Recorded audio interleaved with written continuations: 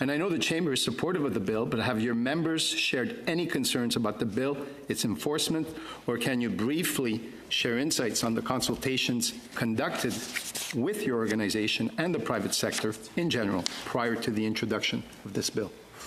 Thank you very much. So I think the preamble to your question really it hit on the key points and the reason we support the bill. That it is going to provide a framework to ensure that a project is looked at methodically. I think when the minister was here just before us, I like the way she said it, rather than have things happen sequentially, that they can happen at the same time and kind of move things along. And so we certainly applaud that.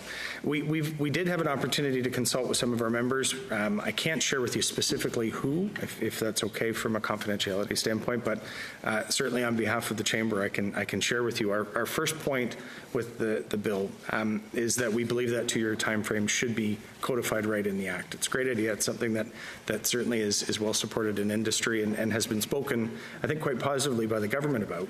And so if we can actually legislate that, we think that's a prudent next step. The sunset clause is set at 5 years. And many of these projects, of course, run much longer than 5 years. And so we would encourage that potentially that would extend to 10, just to factor the build and life cycle of some of these projects. And then our biggest concern, again, falls back to the C-5 going forward and making some great improvements specifically on project approvals, but the rest of those projects out there shouldn't be left to a disadvantage. And so if a project isn't deemed of national interest, does it then struggle to raise financing? Is it going to sit and be mired in a 5 or 10-year approval process?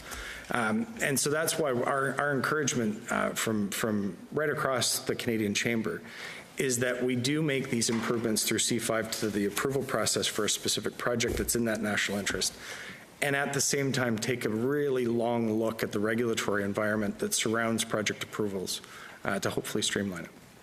Thank you. Senator